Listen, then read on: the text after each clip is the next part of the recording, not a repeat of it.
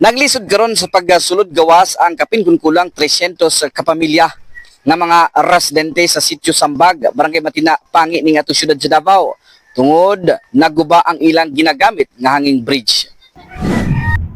Siguro to. Ay, katong kain pa. Matod sa residenteng si Arias Junjun nga napugos siya nga moagi sa kilid sa naguba nga hanging bridge tungod gigutom na ang iyang anak. Nasiran nga lisod sab karon ang tubig mainom ug walay kuryente. Busa daghan kanila ang nangayo karon sa hinabang. Wala magyan sir, dito sa Pikas, hasta Lapuka. Nagadari ang lapok ko. So trap gyud ang mga tao. Trap ng tao na sulod. Mura na agyana na mo dari. Ingon nila sir na daw sa 300 kapin kun kulang mga pamilya diha. Oh, naagi sir. Tanan niya. So kumusta dito?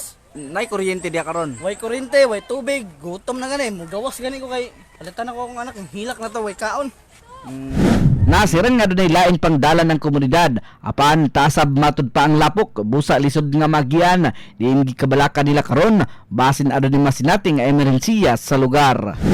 Kasama mo sa balitag serbisyo publiko, Radyo Man Bien Abanos Tatak, Aremen.